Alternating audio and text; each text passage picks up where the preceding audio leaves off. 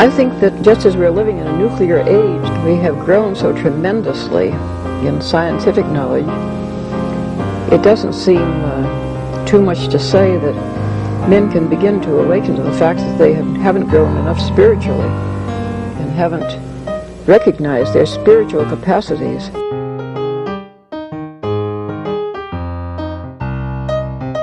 Once something like eating is death, then you've struck at the very heart of life.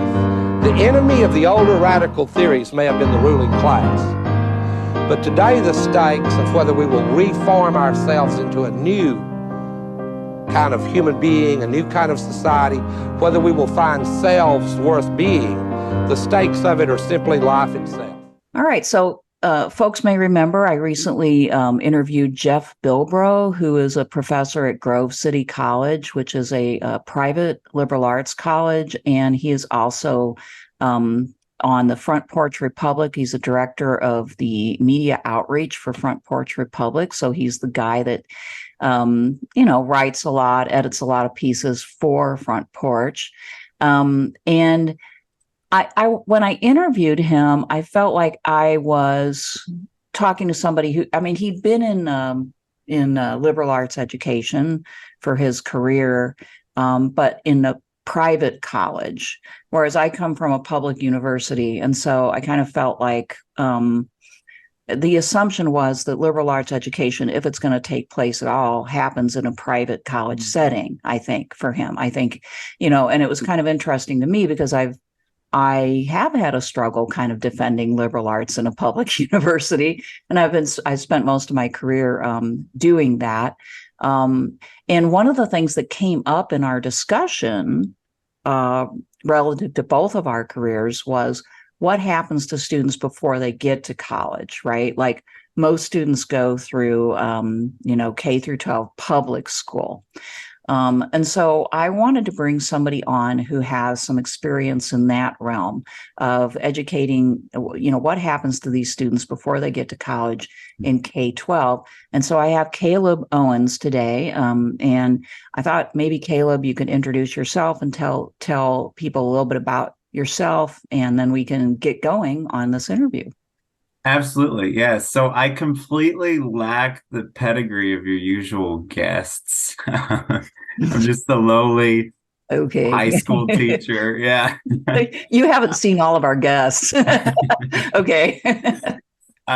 So yeah, I teach high school now at a public school in a largish Midwestern city. And before that, when I was in college, I was almost like a parody of like the humanities major. I went to a mid-sized research school and managed to declare not one, not two, but 3 degrees, which is just excessive, and it was just indecision, right? So I studied history, English, and philosophy, and then, to get the word science on my resume, I got a cognitive science minor. So kind of scattered. Graduated college and thought I was going to go to like law school or something. And I was looking maybe at doing some grad work in philosophy.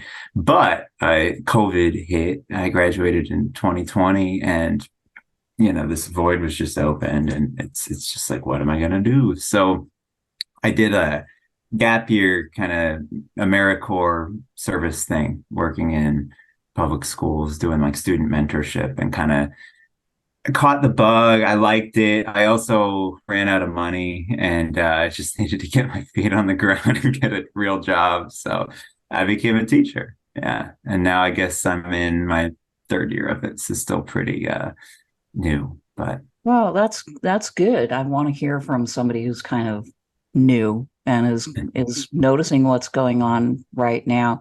The way you describe your trajectory is kind of similar to mine in a way. I didn't plan on doing what I'm doing either.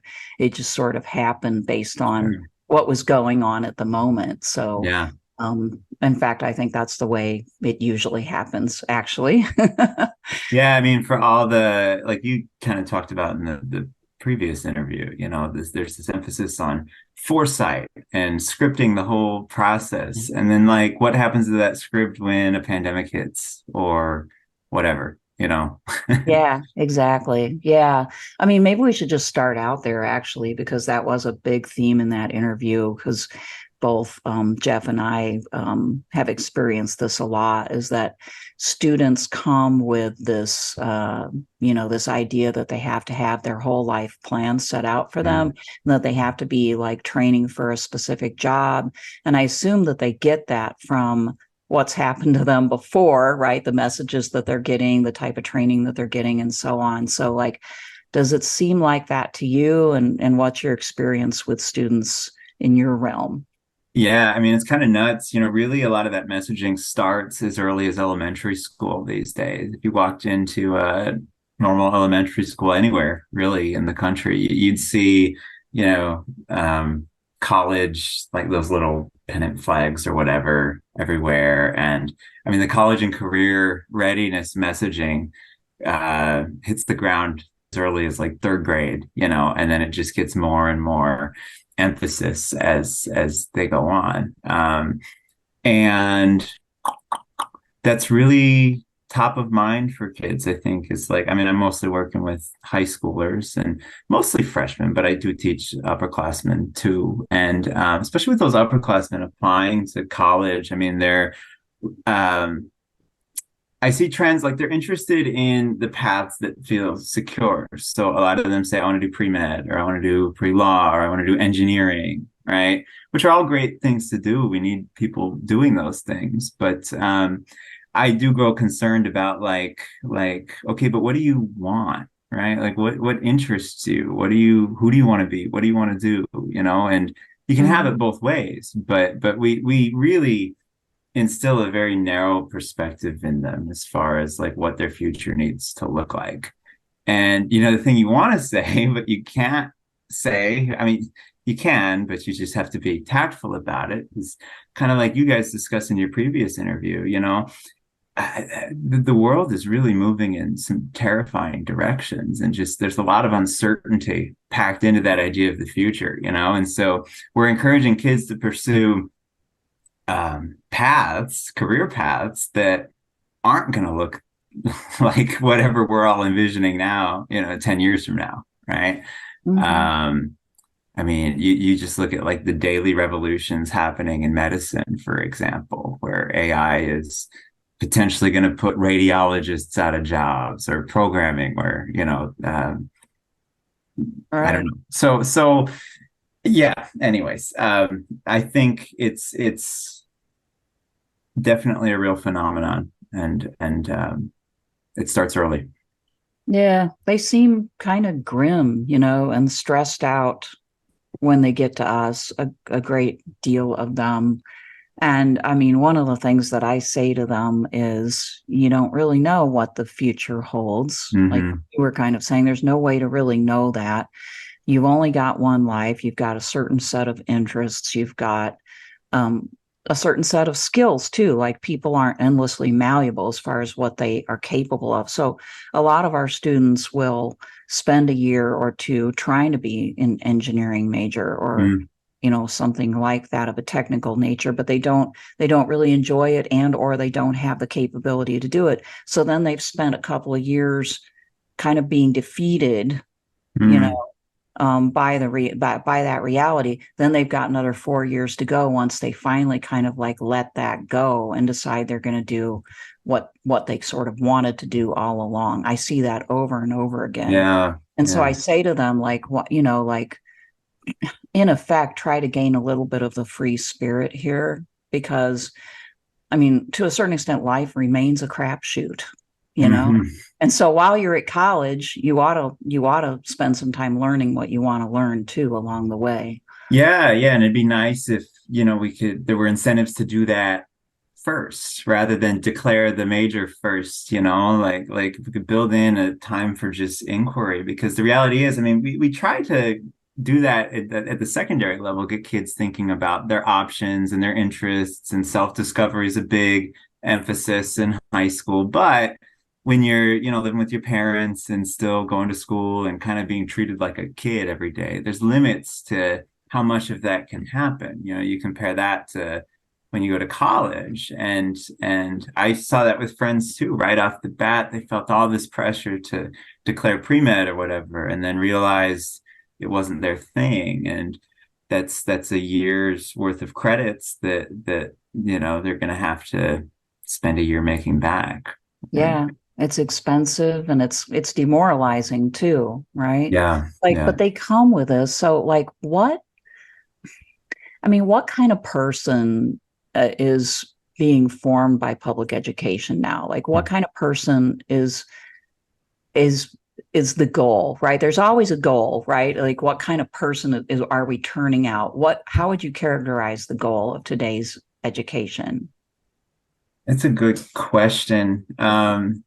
Because my first response to your question is what kind of person is being formed by education? And the answer is pretty much everybody, right? And that's why the stakes of this are so high, because the vast majority of school-age kids are going to public schools. And so what's the goal? I mean, I think about that a lot, and I think no one would disagree with me if I said we want to create better citizens, critical thinkers.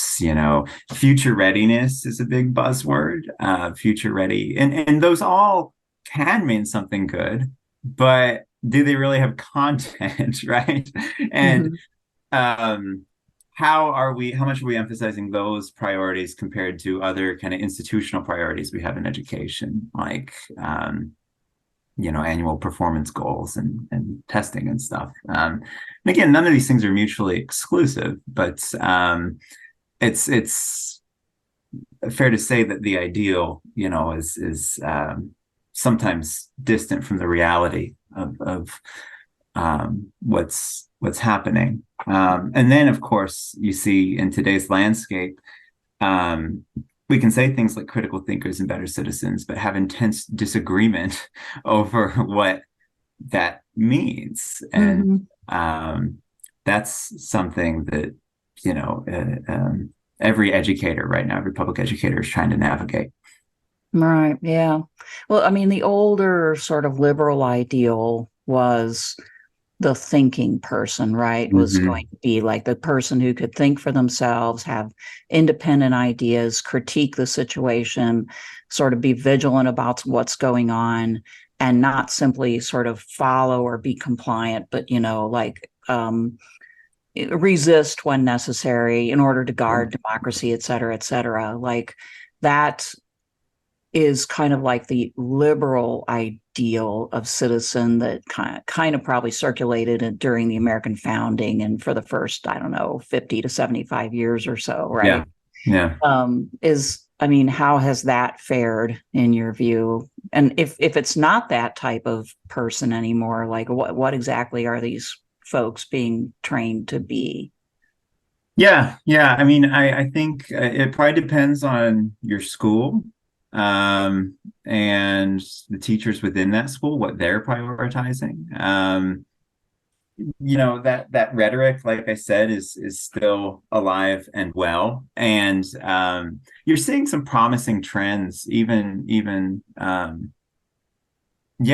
over the place, like emphasis on project-based learning, which is this big push right now to get kids integrating academic content with what's going on in the world around them, and students driving that process, right? And so that to me fits some of those ideals quite nicely. And at the same time, though, right, what's being emphasized? Is it kind of the corporate readiness piece or the citizen readiness piece? And I think we really kind of conflate those things, right? Like the career readiness versus, democracy readiness. And on the whole, the career readiness thing, I think, tends to dominate, because at the end of the day, it'd be irresponsible to not prepare high school graduates to go out and make money somehow or another, right? Sure, they have to. So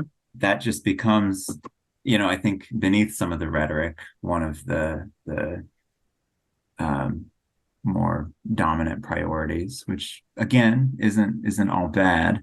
But like like for me personally, the way I kind of try to have it both ways, it's obvious that writing, I'm an English teacher, and then I teach one class, elective philosophy too, but most of it's English. And um, obviously, writing is a good skill to have. It's a career readiness skill. You need to be able to write a cogent email or write a memo or whatever.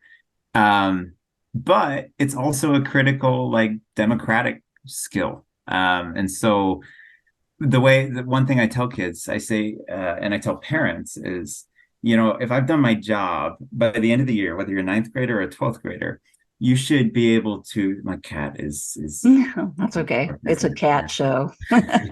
uh, you should be able to write an op-ed for your local newspaper or write a letter to the editor. Writing's important for those reasons too, and it gives you a democratic tool to express yourself and contribute your ideas and criticize other people's ideas, and that's a thing I do, and that's other educators do that sort of thing too. So I mean, not all is lust, right? Yeah. Yeah. Right, of course. Yeah. I think educators care a great deal about the citizen piece, right? And from what I've heard from others, can get kind of frustrated when that is somewhat downplayed by the imperatives that they're working with, or Sure. with, the system that they're working within. So you're trying to find like a way to sort of reconcile the two through how you teach writing, for instance. Yeah. Is there a way in which the two aren't reconcilable? Like, because, you sort of implied that there's like the corporate person, and then there's the like democratic citizen, right? Yeah. Are they like opposed? And also, like, what does it mean to actually train a person to be corporate ready? Like, what kind of qualities are they supposed to have? Yeah, I guess I'm trying to imagine corporate ready student. And they're really good at making PowerPoints, and they have a clicker in their hand. Right. And again, I don't know. I mean, I like to think that they're reconcilable, because at the end of the day, too, sometimes it's just going to boil down to the student and how they decide to employ these tools. And the best we can do is demonstrate to them that, yeah, this is going to be a good career skill, but it's also maybe going to enable you to contribute to public discourse or whatever. And so like when I have kids do PowerPoint presentations, I guess what I'm thinking is like, this is, building them up to use their voice in public, but Right. also it'll be useful in a boardroom, right? And I don't know, the best you can do is just try to demonstrate to them that you can, these skills are transferable. Yeah. Right? Yeah. We do quite a bit of that at the university level too. We basically have to, in the liberal arts, we have to demonstrate. We've been doing this the entire time I've been in this business. We try to demonstrate that the skills and the knowledge that we're transferring to them, on the one hand, form them as human beings, right, and make them better citizens, and just kind of in sort of inform their lives, right, like their choices that they're going to make in their lives, but also that they're all transferable to their workplace. Yeah. And I mean, the one thing that I think might clash is just the to be like a citizen in a democracy is to sometimes say no, like, I'm not going to go along with this. It doesn't matter if, the authorities say that this is right. I think it's wrong. Right. And so to that extent, there may be a little bit of a clash. On the other hand, yes, like, to be really well educated, is to be somebody who's going to go beyond simply following orders to actually like ordering the situation, right? I mean, that's what we see repeatedly. It's kind of hard to demonstrate that on the front end, but the better educated people are in like history and philosophy and English literature and things like that, the more likely they are to move into decision making because they can sort things out. So like there is a connection, but at the same time, I feel like there is a point where the two types of person don't mesh up, because a person who's really a responsible citizen may might not be able to hold a job, right? might be obnoxious to some people. Right?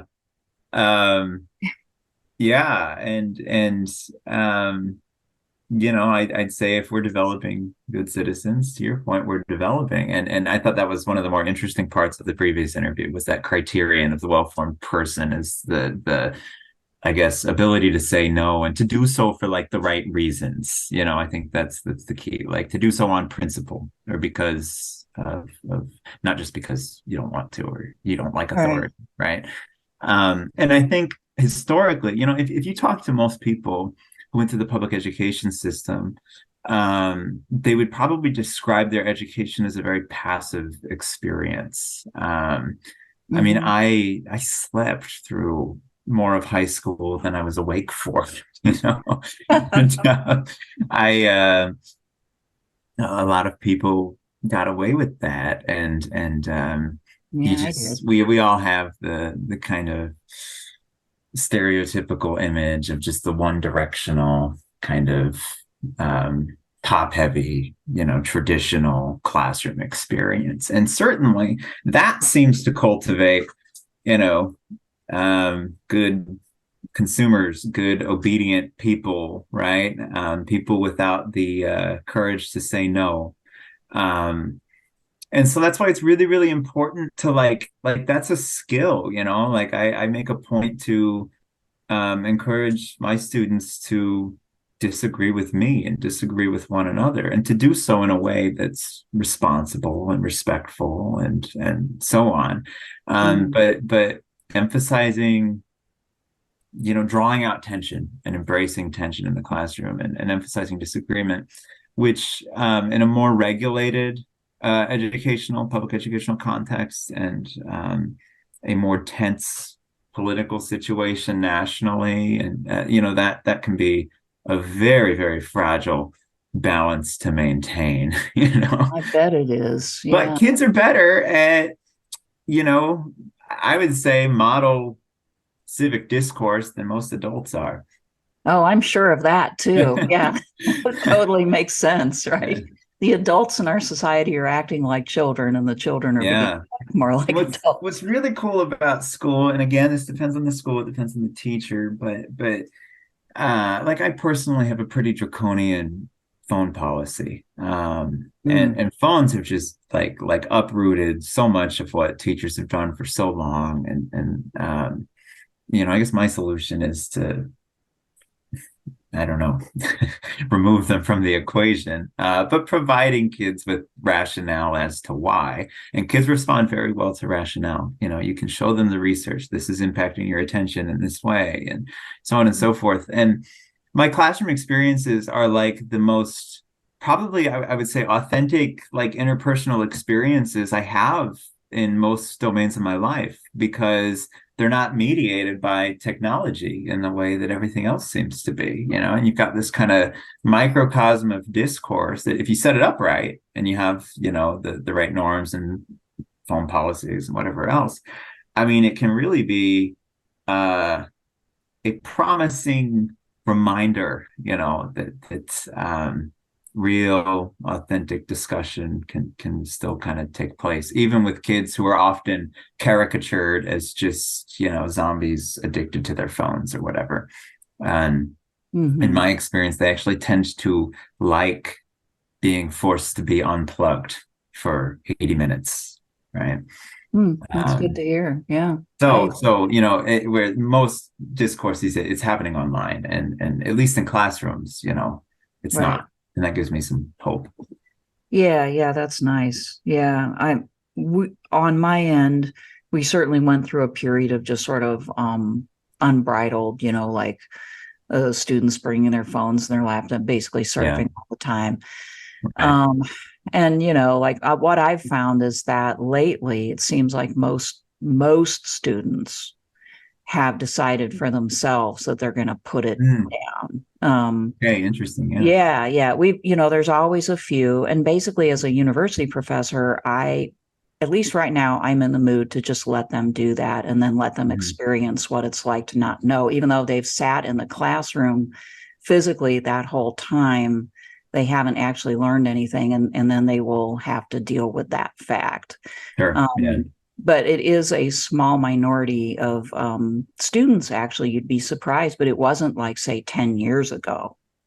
And Yeah. 10 years ago, I was much more likely to say, you need to put this down. So I think maybe a lot of teachers like you have helped Mm. create the situation where I don't need to be lecturing people about their phone constantly. If I see somebody who's like really like annoying, if they're annoying me, right, Yeah. sitting up front, right in front with their, then I say something privately to them. I don't embarrass Sure. them. Yeah. But otherwise I kind of say, well, it's the survival of the fittest here at the university, Yeah. you know, Yeah. And because some people embrace that mentality, even at the secondary level. Some will rise, some will fall. I'd like to think we have more of a responsibility to try to make them all rise. I think so too. Yeah. I think there's a difference there. You have to go through 12th grade now, right? Like this is Mhm. what you as a person, you're legally required, right, to basically stay Yeah. in school. And during that time, society is forming you. And then you have the decision to go on to get a university degree or not. And if you're going to do that, then I mean, you go in as a putative adult. Right. Right. And so I treat people like one. Hmm. And that to me is the difference. But I realize that's a little bit artificial, but there has to be some sort of cutoff point Just where like a that, symbolic moment when you're, yeah, an yeah, adult and not a yeah. child anymore, It's right? like 18. I mean, that's what our And society. really, like, we should probably make that like 20. But In reality, yes, and it very much depends on the individual. But sometimes at that age, like a bad experience will teach them a lesson. Like at mhm. that point, they will decide, oh, Well, and at the university level, and the stakes are very different too, mm, because you're paying for it and your future right. is contingent on your success. And yeah, I mean, I think that can be a more effective strategy. It's also just kind of more morally ambiguous as far as like what can I tell an adult to do, Hmm. you know? Right. It Whereas feels funny. with a Yes. 14-year-old, especially when I've got support from the parent to take the phone away whenever I see it or to redirect or whatever, it's much easier to make sure they're being held accountable for learning, right? Yeah, right. Well, I mean, I'm here to tell you for the most part, I think a lot of teachers' efforts in this regard really do seem to be paying off. Good, good. And Something's working. yeah, they're actually and they value coming to the classroom. I do give Hmm. them the option to attend online when they're sick and so on, to Okay. do simultaneous, or at least I do.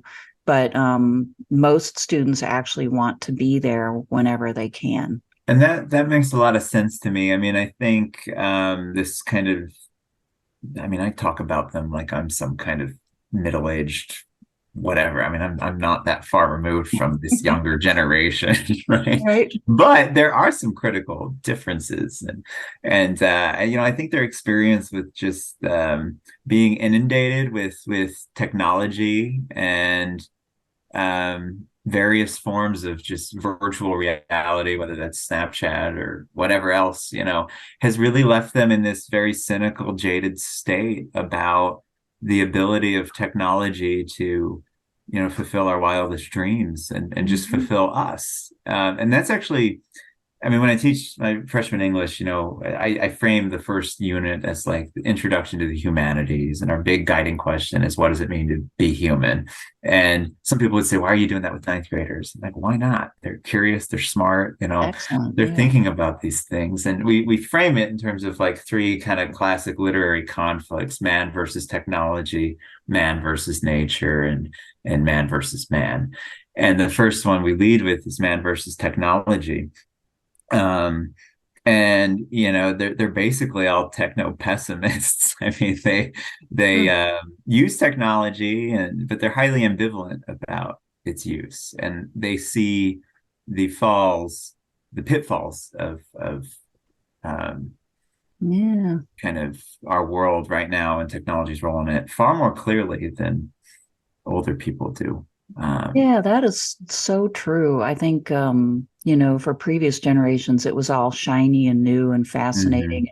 And people assumed that it was going to obviously lead to greater everything, right? That we would Yeah. use it in the right way, that it would make people Hmm. closer together, enhance Right. cooperation, and, society would move forward. And it hasn't worked that way, and everybody knows it. And I think these folks are on the other end of that, watching their elders act like buffoons on social media, right? Yeah. Yeah. Right. So I mean, they legitimately have some claim to a little bit of moral superiority in Sure. their position, actually. That's how I feel. Yeah, no, I see that. And they just the pessimism that I find refreshing and hopeful about technology's ability to um solve problems, right? We have this discussion, about I mean, it's the classic kind of double-edged thesis of technological development, right? For every positive possibility, you also introduce a new risk. And they see the logic of that very clearly. And so when we look at technological solutions to climate change or whatever else, or they are very, very sober-eyed and minded about the limitations and possible risks. That's Um, good to hear. and of Yeah. course, I mean, I'm speaking very highly of the youth. There's also the kind of tragedy we see where we have these young minds that have been basically forced into this addictive sort of dependence upon their screens. And Yeah. it's just messing with them in ways that the research is only going to continue to reveal. Don't you think young men are more likely to have that happen just because of the gaming? I know that women are doing it too, but like not to the extent that young men are. I think gaming is an issue, not for like the old conservative fears about exposure to violence or whatever necessary. I mean, that can't be great, but more like you're staying up until 2 a.m. on a school night and then coming to Right. school, catching the bus at 6 a.m. So your 14-year-old brain, which needs a lot of sleep, is getting 4 hours of sleep, and Hmm. you know, um, sustaining itself on energy drinks. I mean, it promotes a really unhealthy lifestyle that God. concerns me gravely. It But sounds really familiar too. I don't know how many young men have basically admitted to me over the years that that's exactly what their problem is. I mean, we have yeah. conversations about this stuff, and they begin to realize it, but then it's like extremely hard for them to actually. Sorry, the Hmm. cat is like doing No, what it you're wants. good. You're good. Is actually like change their habits. That's really, it's deeply ingrained, and they really struggle with it. Yeah. Yeah. Um, and I think like when I was in high school, like there were these, boys would game and girls would socialize and read books. Right? Yeah. If you want to explain some of the emerging achievement gaps that track along gender lines, that probably has something to do with it, right? Yeah, yeah. I don't know how much you want to talk about it, but I'd be interested in talking about that a bit more because a lot of my audience is younger males. Mm, I mean, this is something I've been tracking for a while, that it does seem as though there is a gap in preparation in certain skill areas, particularly like in um, human relations, Mm. right? And maybe to a certain, just communications generally, that didn't used to be there. And this is an intervening variable that I think at least accounts for part of it. Yeah. They are at a bit of a disadvantage, which is a weird thing because for most of human history, they were certainly not at a disadvantage. Right. And we Right. don't want to see anybody at a disadvantage, right? Right. Right. Yeah. So how do you counter that? Or like, would you agree that that's as big of a problem as I'm kind of making it out to be? Well, I think it's a real like social and political even concern. And there's a book I've been meaning to read that's gotten all sorts of attention in the media. I think it's called Boys and Men or something like that. And it's this Brookings Institute guy. He basically tracks some of these emerging disparities in just life outcomes and achievement, whatever else. And a lot of it goes down to the developmental level. I mean, I think there's on average a 2-year developmental gap between boys and girls. And you see that so vividly in a freshman and a 9th grade classroom, right? Mental development and also just physical development. I mean, and I guess his take is that one corrective for this is actually delaying the entry point of boys. When do they go to preschool or kindergarten or whatever? Delaying a year to offset some of those discrepancies. Yeah,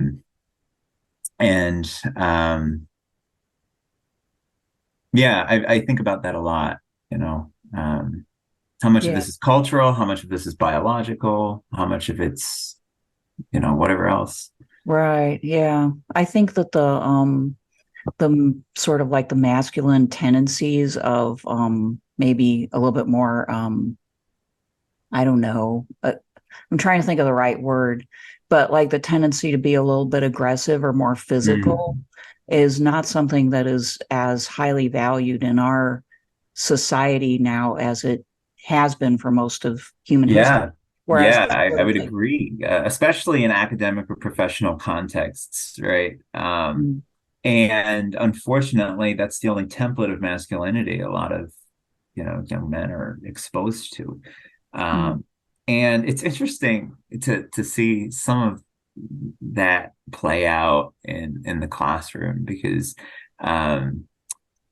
one thing that when I entered teaching, I was kind of oblivious to. I wasn't just really thinking about was how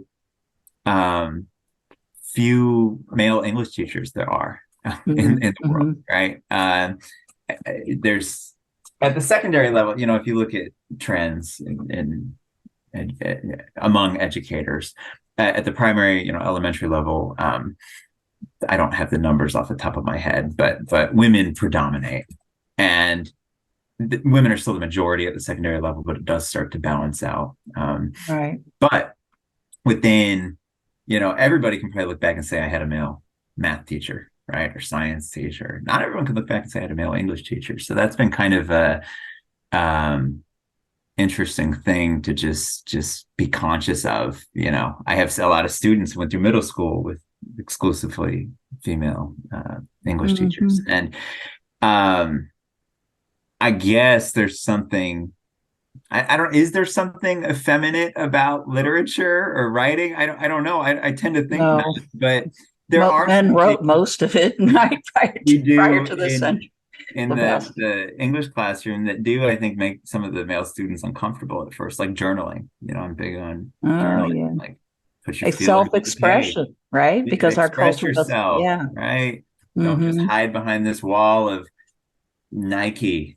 Men are not supposed to be self-expressive. They're supposed to be stoic. And you can see that the discomfort can be almost visceral for some of them. Or when we start to talk about relationships unfolding, in books or whatever, or anything that requires a level of vulnerability, can be a challenge. And I guess you have a cool opportunity as a male English teacher, teaching male students to kind of provide an alternative template. Hey, it's Yeah, okay to read books, you know, and have feelings, right? absolutely. But Yeah. I think that's something we have to train them in, you know? I have a son, and I noticed, pretty early on that teachers were predominantly female, and female teachers pick up on things that males don't, and vice versa. Mhm. So if most of the teachers are female, there's a bias that develops against masculine tendencies just Mm. by nature, not because they're making an effort to do so. Male teachers just don't even care about some of the things that female teachers do. So for instance, you wouldn't probably, I'm guessing, care quite as much about whether a student makes constant eye contact with you or not. Oh, sure. Yeah. Okay. So, these kind of interpersonal things that females are better at, supposedly, than men, are more inclined to be sort of trained by our society to do, are rewarded by females, Mm. right? So and we live in a society where everybody would agree that everybody needs to have role models that are Yeah. like them. Like, you need to see people in positions of leadership and authority that are like you, so that you can also aspire to those greater Sure. heights. But when you're a boy in grade school, you hardly see anybody like you. Yeah. So we really do need to do something about that. And and people like you really are kind of few and far between, And right? it's why I'm really big on, like, you know, if you are a college educated male or female, right, who is struggling to find professional fulfillment, and um whatever, right? Like don't rule out becoming a teacher, because the first step in correcting some of these issues is, like, people just have to become teachers. And Yeah. the public education is kind of in free fall right now because there's just not enough teachers to fill rooms, and you have vacancies that are extending, not just in, you know, traditionally, underperforming, struggling districts or whatever, but in suburban districts where typically, retention is high, turnover is low, teachers stick around for like 20 years, whatever, they're struggling to fill um, positions. And so there's I mean, it's not for everybody, right? But different people, right? Because everybody you'll talk to, they have some gripe about the public education system, whatever direction they're coming from. And I always say, like, what are you doing about it, right? Like, if you care so much about public education or the education of your kids, why didn't you ever consider entering it? And there's this kind of huge divergence between, like, everybody really cares about public education system because everybody has a stake in, maybe it's their child or maybe it's just society at large or the future, which is why it dominates all these culture wars discussions. But very Mhm. few people are willing to invest in it beyond, I mean, very few people are willing to even go to a school board meeting. Now, of course, Right. that's been, depending on where you are these days, the It can be police might have to dangerous. show up. But, and actually, well, I'm trying not to identify myself, but in the surrounding metro area where I am, there were a couple school board races where there simply weren't enough school board candidates. Hmm. Um, so uh, Not more, uncommon. yeah, yeah, Yeah. I mean, maybe we should talk a little bit about this issue of, like, what are the obstacles, and why are people maybe not as inclined to go into this line of sure. work? Like, can you describe some of those, like, that people may have in mind? If I mean, what have you experienced? And I guess not just you personally, but your experience of teachers, Yeah. just the whole scene. Like, what kind of things do you have to contend with that might put somebody off from this career? Yeah, well, I think the first deterrent is economic. I'm personally convinced that if you made teacher salaries competitive with nursing salaries or other professional set, right? Most of our problems would be solved because economic incentives, more than anything else, are what drive career decisions for most people. And so you've definitely, then the problem is, okay, since there's not money to be made, I mean, you get good benefits and, it's not, teachers aren't destitute by any means, but you're not really making enough with a single income to like buy a house or really save or whatever. And so then inevitably it has to become almost this like vocational thing where you do it for those sorts of reasons. And that burns a lot of people out, right? So then this group of people who do go into education, they become teachers and they're so passionate and they're so mission oriented and vocationally driven that they're in consulting by year 3 because they really just burn themselves out because the role can stretch you in as many directions as you allow it to. Every teacher has more to do than they could possibly be expected to do within contract hours. And so you see a lot of burnout among the few people who are entering the profession. And I think when I talk to people who are kind of involved around here in like the teacher recruiting side of things for alternative certification programs and stuff, one thing they think is a huge source of apprehension in people is really, for most people, their exposure to the public education is via the news. And when they see all of these just culture wars issues and all of this stuff going on that seems overwhelmingly negative, especially for teachers, whether it's coming from parents or, your state government or whatever, when they're reading about that, they say, absolutely not. Why would I walk into that? And those are real things that every teacher has to think about. We don't have to think about them as much as the news would make it seem, right? Okay. So much of it depends on what building are you in, right? What district do you work for? A lot of the stuff that makes headlines, you'll find doesn't even really make it through the state legislature. Because, someone proposes a bill that sounds Orwellian, right? We want to regulate this, and this. And then it's just way too elaborate to even conceive of implementing. And there's all sorts of infighting downstate. So some of these things that people are worried about don't even come to fruition, right? Okay. But I get it. And then it's again, back to that impression, I think the reason so many people care about public education is because it's something that most people spent 12 years of their lives involved in. And generally speaking, I don't think most people had a super positive experience with that.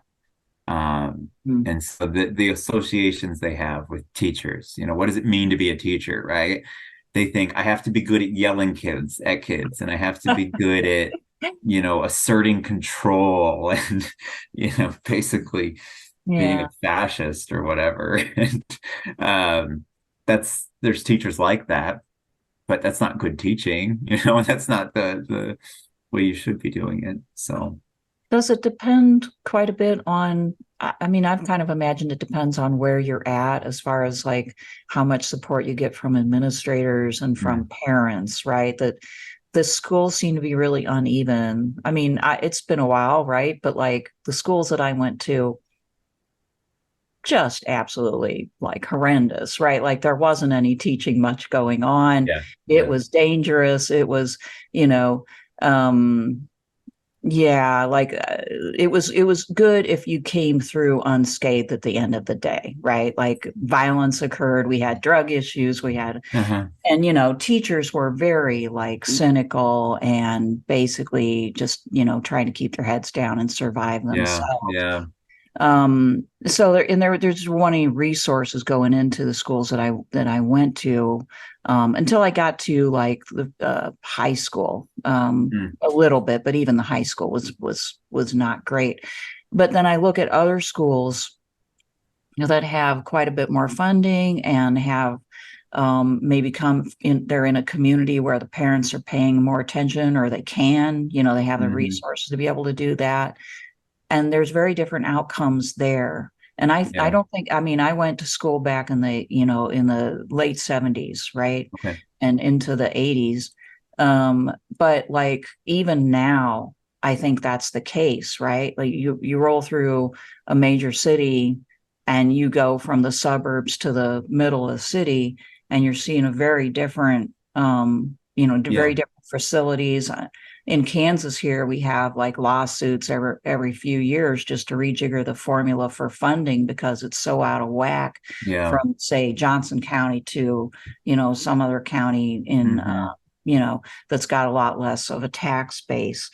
So, yeah, like that's, I don't know, like how thoughts on how to deal with that, because I mean, it's and I've worked at schools that in some ways resemble some sort of what you described, where it's maybe a very different school environment with a higher level of stress and chaos or what have you than what you might find in other districts. And there's so many reasons for some of the quote unquote chronic failures you find in quote inner city schools that have to do with,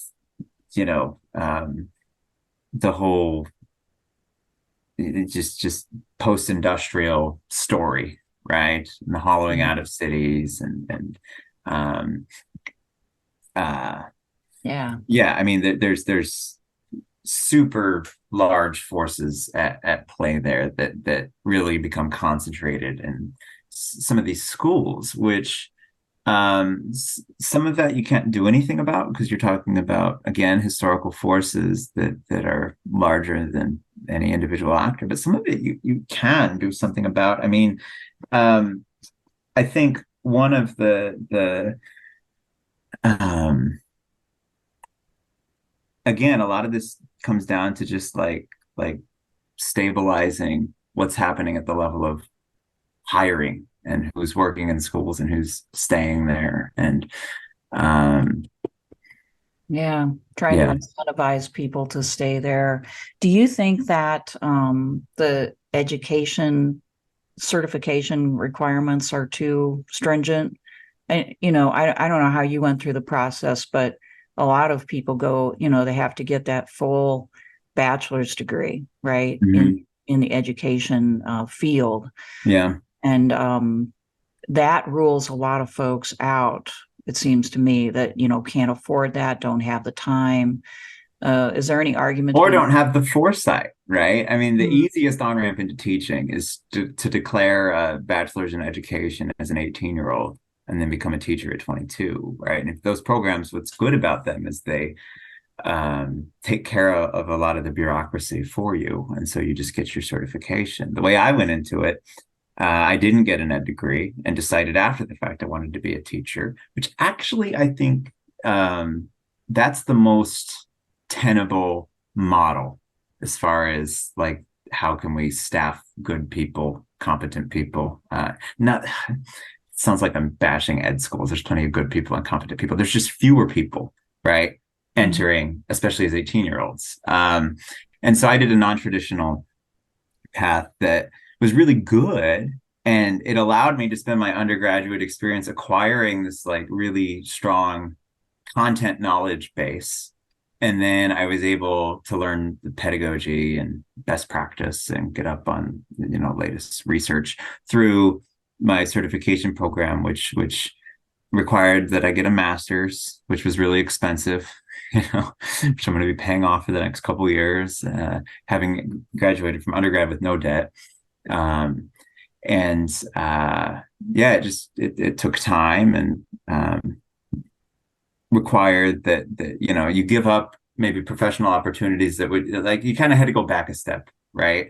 After setting yourself up for all this stuff and then pivoting, you got to go back to like the basics. Okay, I don't know how to teach and I want to be a teacher, so I'm sort of back in college again in a way, right?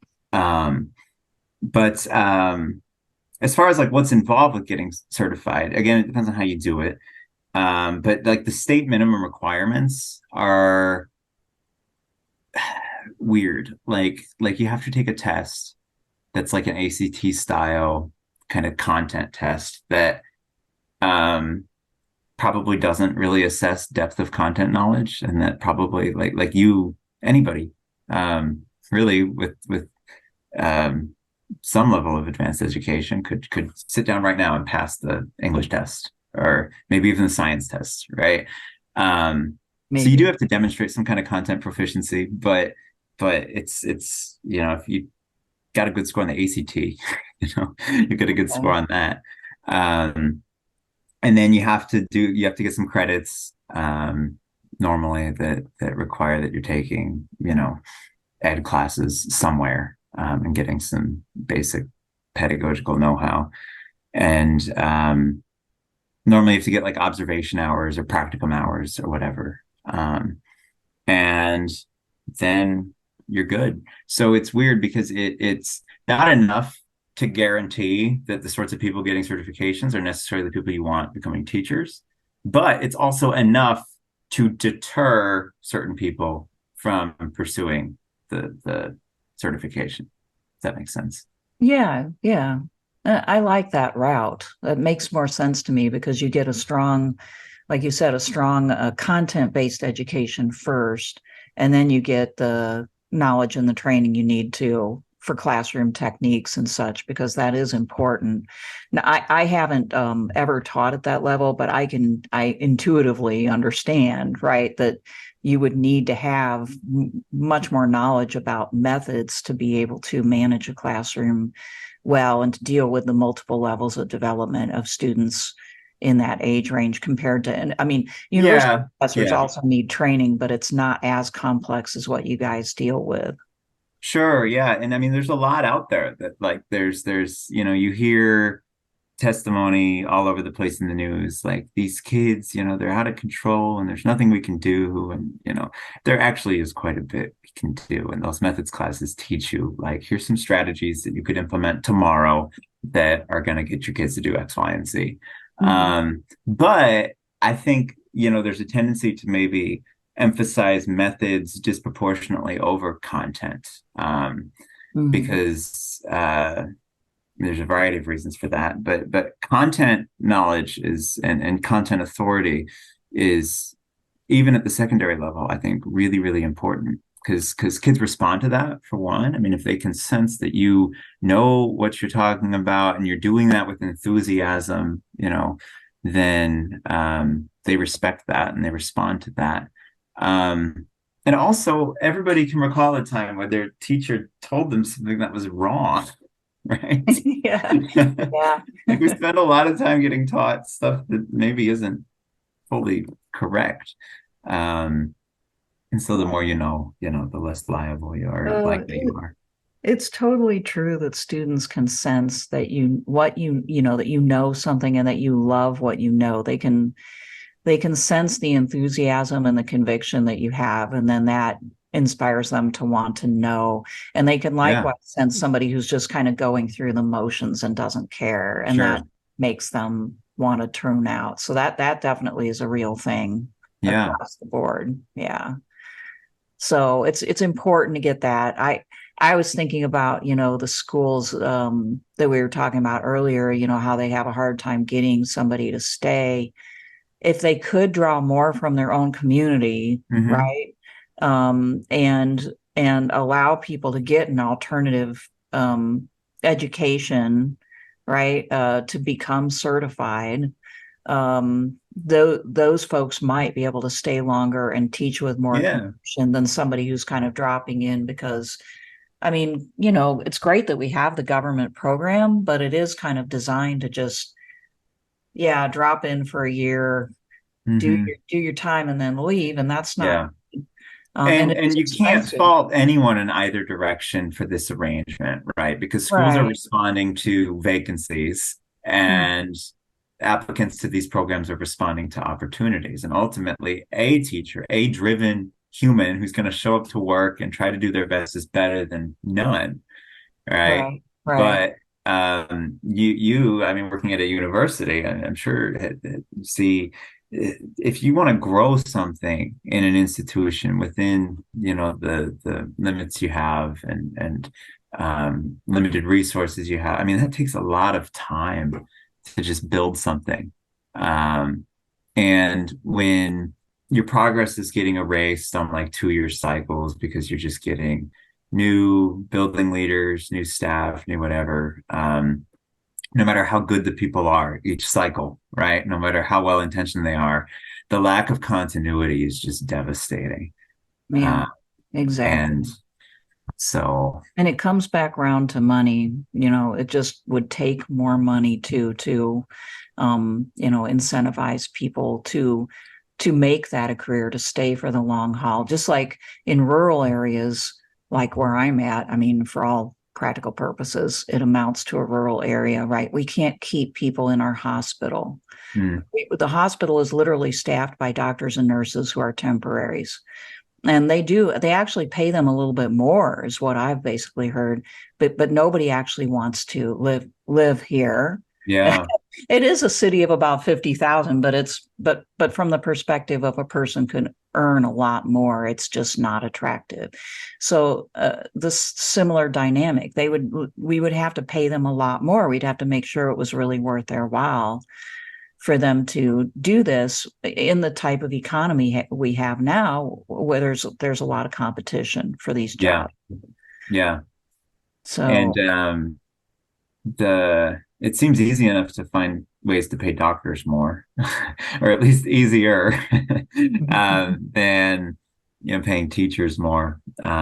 Which yeah, again, I think would solve a lot of issues.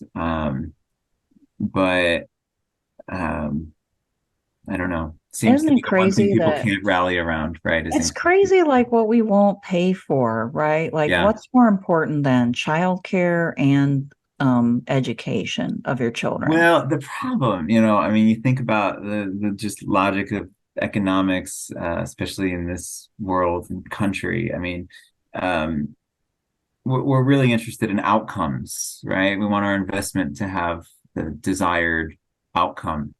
And in other, whether you're a doctor, right? Okay, your outcome is successful surgery, right? Or whatever. Or if you're a venture capitalist, right? Your outcome is, I mean, they're tangible, they're concrete, they're quick.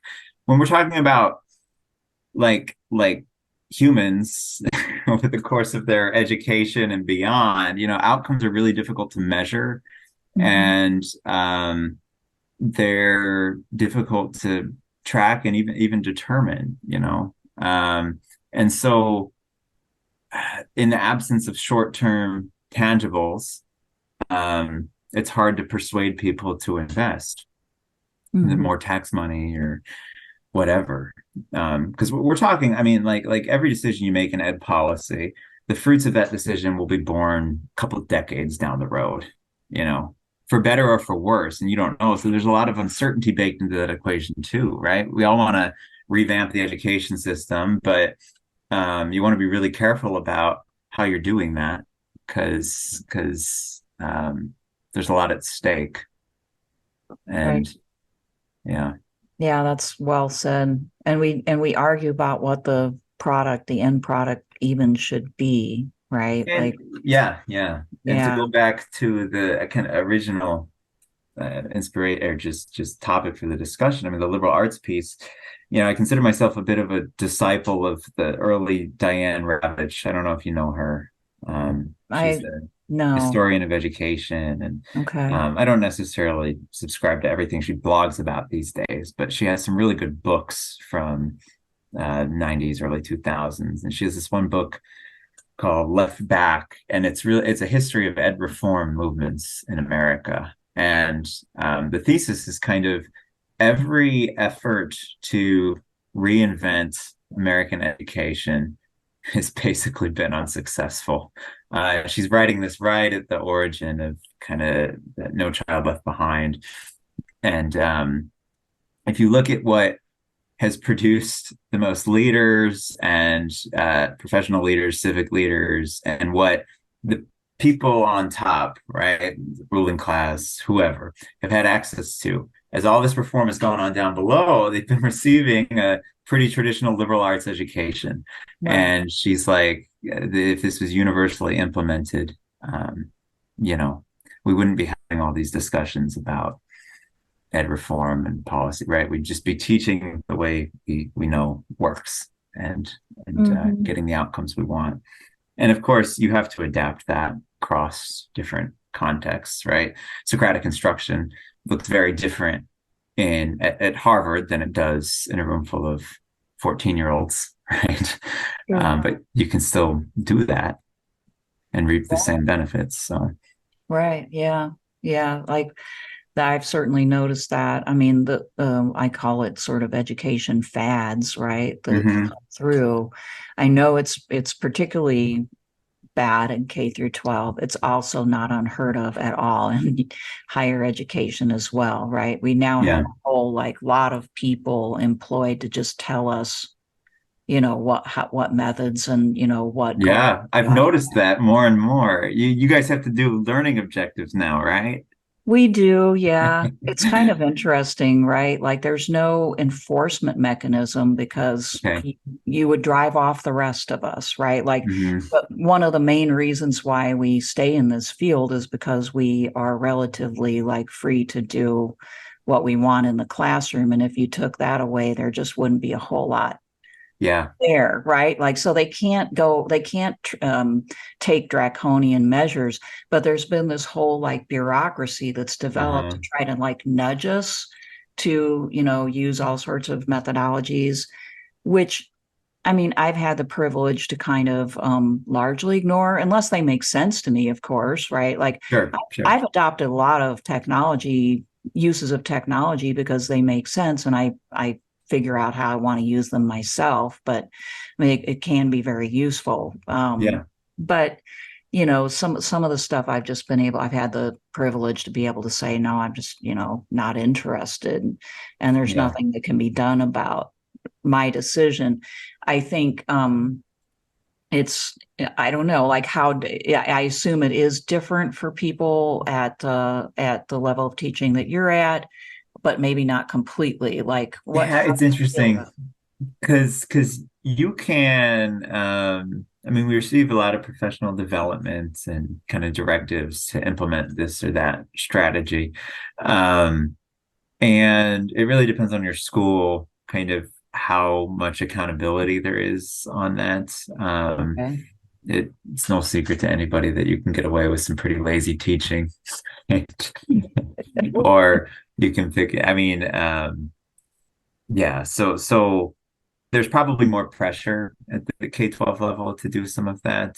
And I don't think every new strategy, like you said, is necessarily bad, right? I mean, I do have a baseline skepticism about some of these buzzwords and trends because they come and they go, and you see enough of them come and go, just in your own education and now as a teacher, that you want to kind of have some caution. But at the same time,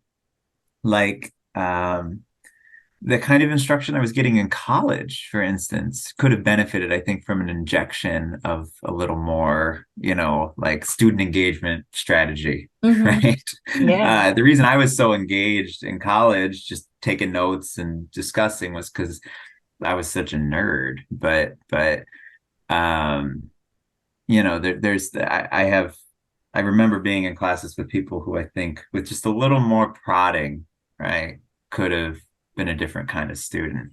I would agree with that. So I don't know. Yeah. Well, it sounds like you've got a little bit more freedom than we would expect. Yeah. And that's good. And maybe that might encourage some people to also, consider the career, because I think people are afraid that they're going to be just told exactly what to do, right? And and there's schools you can work where if you want a scripted, prescribed everything, where they'll print lesson plans for you and give them to you. There's schools like that, where the teacher is essentially a functional. It's the teaching is defined functionally, right? It's not what do you know or what can you contribute or how can you spontaneously, shape this learning environment. It's more like, can you do all of these steps, right? Very algorithmic kind of approach to teaching. And there's schools that do that, and some of them have great scores, don't get me wrong. I think that there's a reason why people, some of those models are very high burnout, because anything people are doing, autonomy is so important as far as just like grounding and motivating them, and I've been fortunate to have a fair amount of autonomy in the district I work in and the school I work in. And that's been the foremost motivating force for me. But it's not complete autonomy, and it's not the sort of academic freedom you guys enjoy in higher ed, right? There are things I can't say, right? And probably shouldn't say. And there are, when you think about like what does like good Socratic instruction look like? That spontaneity factor is important. And we can have a lot of that, but you've always got to be running this calculus of like, if something could be interpreted the wrong way, and those are things you guys have to think about too, because you might have a, group of student protesters at your office door, you're misinterpreted or whatever. No, that's really true, right? Like we technically don't have any restrictions, but also like administration is notoriously like not going to back up people who get into trouble in a situation like that. Sure. I mean, really, I'm speaking generally, right? Like because they have their own interests that normally involve liability and Right. So it's all fine and good for you to say whatever you want until something uncomfortable happens. And then my feeling is that perhaps I would be on my own. So we do kind of run this calculus as well, right? For that very reason, we do have more freedom, but I wouldn't say endless freedom. I remember a case a few years ago from the university down the way, where a professor like tweeted something about the National Rifle Association in a negative light, being critical of it. And somebody objected, and pretty soon he was suspended. Okay. I think he was he was reinstated, but he had there was an investigation. Yeah, right. Like, so in that case, he didn't have actually full freedom of speech, apparently, with harassment. So we do have our issues. Well, and we live in a highly surveilled world, right? Where I mentioned phone policies earlier, right? I can tell kids to put phones away, but at any given moment, any teacher anywhere doesn't know you have to assume everything you're saying is being recorded, being surveilled. And maybe there's some good to that. I don't know, because you have to constantly be conscious of what you're saying. What I want to parent to hear is some teachers, I think, need to be reminded of that, because that's the other hard thing about teaching, right? Like you've got to have a really principled sense of like, what is my role here? It's not to preach or to indoctrinate or to put down, right? And that's a hard thing for some people to maintain without regulation. So I don't know, maybe there's a silver lining there, but on the whole, I think it's kind of alienates the process of liberal learning, right? To feel like you're being monitored, recorded, surveilled, for students and for teachers. Yeah, it is. It's uncomfortable. I agree with you. There's both good and bad aspects of that. Yes, you do have to basically assume that, that potential is there. Yeah. And, with online teaching, for instance, it can be recorded. Whether you record it or not doesn't matter. It can be recorded 9 different ways, right? Like, so you just have to always keep, that's just the reality of the matter. But to get back to the point about just like the freedom that you have, or the relative freedom that you have as a teacher, I would think it would be important, especially if you're not getting paid tremendously. Like there has to be other reasons to go into it, right? Yeah. Like if you're making a sort of like middle class income or maybe lower middle class income on your own, but you've got great benefits and you have the ability to enjoy your job, Hmm. right? By not being unduly harassed, by maybe being backed up by administration instead of Hmm. thrown under the bus, or the ability, maybe most importantly, to kind of like control the curriculum that you teach Yeah. to a greater extent, not completely, but Yeah. Well, curriculum's an interesting question too, because there's a lot of efforts to standardize curriculum, which are responding to imperatives coming down from standardized tests. And, right. from a certain vantage, it looks like you can have it, set it up in a very straightforward way. Standardized, standards aligned curriculum prepares kids for the standardized tests. Unfortunately, we haven't seen results from curriculum alone, right?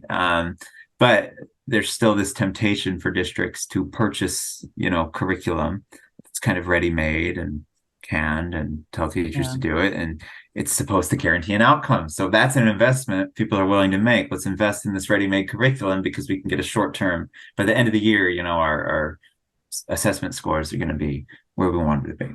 And that generally doesn't check out because there's so much more that goes into that than just the curriculum. Right.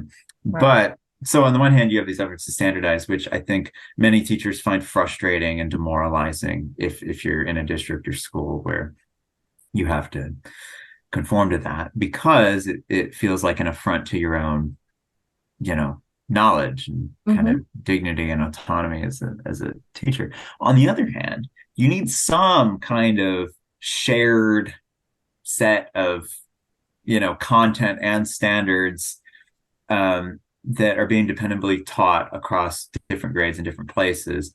And you can't just make it a free for all where any teacher gets to assign anything they want without collaboration and without input from various other parties. Yeah. And that's very much in the spirit of the kind of liberal arts tradition, right? Where there's this assumption that there's certain shared texts maybe or certain shared ideas, and it's this cumulative tradition that you're all participating in and building upon. And so I'm not fully like I'm not anti-standard, and I'm not even necessarily anti, we have a national ninth grade text list. I just care about the texts that end up on that list, right? Or the Uh-huh. standards that end up on that list. So that's an interesting question too. And so then yeah. Yeah. Well, I'm a believer in exposing students to primary texts, Yeah. as much as possible, because I think it helps them to think, right? It Yeah. develops their critical thinking skills better than if they're simply getting textbooks or, Absolutely. summaries. So, and I don't know. So are you saying like you actually there is a list, so to speak, of Yeah, you works can that everybody? find, like, if you Google Common Core ninth grade, they'll give Okay. you lists of texts that the Common Core ninth grade texts or whatever. Okay. Uh, and those are pretty non-binding, even for states that use Common Core standards or whatever. But there are resources like that out there. And I wouldn't, my perfect world doesn't involve complete conformity to those lists or whatever, but shared reference points, right? Which become a little more important too as a lot of the people entering education maybe didn't get a liberal arts education that gave them a grounding in what are some of those shared ideas and texts and Mhm. thinkers that we're going to explore, right? Maybe we do Right. need a few more Well, guide.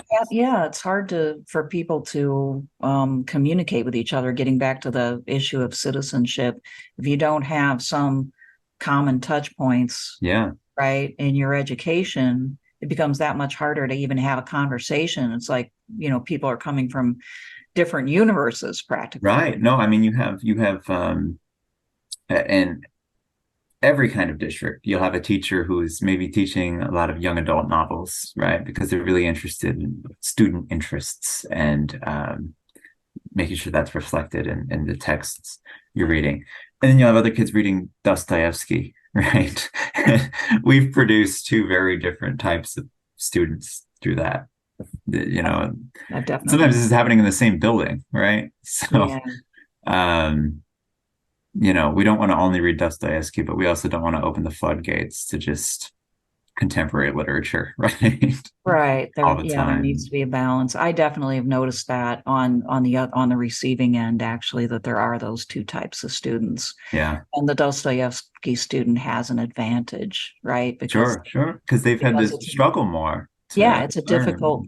Yeah, exactly. And I'm with you on the primary text. And honestly, my favorite part about teaching primary texts is they inspire more original thought in students and creative thought. Even if we're just working with like a short little excerpt, like with my philosophy class at this stage in the year, we're reading tidbits. I give them 5 pages of Kant, right, and say, try it out. Nice. And they can really struggle with those 5 pages for like an hour or whatever, and yield some really interesting ideas that I could give them a Stanford Encyclopedia entry that just lays it out for them, but that's going to circumscribe their thinking in a way that is contrary to the spirit of what I'm trying to do. And you can hand high schoolers, right, those primary texts that they'll encounter in college. Yes. Yeah. I got them handed to me by my parent, right? Like, okay. Yeah. And it's partly why I ended up doing the work I do, is because I got an education at home that was like that, right? Yeah. My dad wasn't like trying to figure out what I should read for my like age. He just was, he's like, this is an interesting book. Here, look at it. Yeah. Naively, I just went ahead and started reading it, So one of the books I read fairly young is the Road to Serfdom by Friedrich Hayek. The childhood classic. Candide. Right, childhood classics. So I did the same thing to my kid. So it totally can be done, and we don't give young people enough credit when we don't try some of these things to see what level they can rise to. And when we think back to like the previous point in our conversation, so I'm just thinking about my own kind of trajectory. My turning point when I stopped being a gamer and started being halfway literate was probably 11th grade or so, 10th grade. Okay. Where, I don't know, maybe some developmental button switched and I just became a different person. But also I became exposed to a lot of new stuff. Like I was finally taking advanced, college prep coursework. And my mom worked at liberal arts school in my hometown, and every time a professor would retire or whatever, they'd liquidate their bookshelf and I'd get first dibs on the books, right? So I was a later bloomer than you. Nobody was handing me Voltaire at age 7 whatever. Oh no, it was more like age 14, but okay. But yeah, when I was about 16 or so, this whole world opened up. I had a Latin teacher who got me interested in just the classics and antiquity. And, I was also in my like rebellious atheist phase or whatever. So I was like, that was a thing going on. And it got me it got me unstuck, from just that kind of static pattern of playing video games and just kind of lacking inner richness, personality, whatever you want to call it. And all I needed was exposure. And that's all a lot of kids need, is just exposure. I think that's great. Yeah. What you just said about your rebellious atheist phase, I just want to emphasize that, because I think that a lot of people are afraid to let their kids go through these, right? But this is the type of thinking it takes to figure out what you actually believe, right? Like in every way, you have to go through these crises and phases of thought to become a thoughtful person who knows who they are, right? Absolutely. So Yeah. so if you don't allow that, or you look at that as just totally something to fear, then you're contributing to your kids' arrested development, basically. Right. I agree wholeheartedly. Mhm. And whatever you want them to be, right? They're not going to become that unless they become that voluntarily. And you have to just loosen the reins at some point and let them explore. And Exactly. ideally, you've got some good mentor figures at school in their life who can, you know, keep them within bounds, right? And correct them when they're not speaking coherently or consistently. And actually, Right. that's something I probably, in my own development lacked, even in college, and in high school especially. Unfortunately, it kind of just with the state of things, I think anytime, and I fall into this trap too, anytime a professor, teacher, whoever sees a different type of student, someone who stands out and has the curiosity, there's a temptation to not want to ruin that and just affirm, affirm, affirm, affirm, Mm. which I think can actually be really kind of unhelpful because Mhm. what are you affirming, right? Did you just affirm You're not taking them a bad serious. argument, Yeah, or right. You have did, to treat them like they're becoming an adult capable of thinking for themselves, which yeah, means you take their ideas seriously. right, right. Yeah, right. Otherwise, you're just humoring them, and they do know the difference, right? Right, right. Or Yeah, they learn it eventually when they get out of college. Again, I might be projecting. Realize, they're not all that, right? yeah. Um, Well, so we're almost out of time, but I wanted to ask you just like a last question of more or less like what gives you hope sure. in this field? I mean, okay, you just gotta walk into the classroom. Like I seriously, it's so cliche and stupid, but I go to work and leave work every day, just like I have the best job in the world, reciting that in my head. And you can make it the worst job in the world for yourself, or you can make it the best job in the world. And the thing that makes it the best job in the world is just like every day there's some new spark. Every year you're dealing with a whole different category of student. You're always on your toes and learning, like, even if it can get in our own, teacher minds, adult brains, oh, this is redundant. We're teaching the same thing over and over again. Students are always going to respond to it because it's fresh, Hmm. and you're always like close to that stimulation and freshness and just like joy of learning that got us all into this role in the first place. And so I don't know. That's like what sustains me day to day. What gives me hope is that there's a lot of, I mean, good the people who are in education. There's a lot of people doing a lot of really good things. And some of what I mentioned earlier, like this new emphasis on project-based learning, or like you mentioned, and these kind of chronically, underperforming um, case studies where we have all these really depressing narratives, right? You have really cool things like these grow your own programs where kids as early as 12th grade are being having their school paid for or whatever and being incentivized to come back and teach. And they're doing that. I work with people Yeah. who have done that, right? And just a lot of energy around trying to do something that works better than maybe what we've been doing for a while now. So, Yeah. Well, I agree. It's a great job. I'm glad I have mine too. I'm glad it kind of happened to me. yeah, And and same thing, right? I get a charge out of every new year, bringing yeah, new people in who get to experience this. So, well, it's been a pleasure talking to you, and I hope you're not a stranger. Like we should do this again sometime. yeah, for sure, for sure. So thank you for having me. Yeah, you're welcome. Thank you.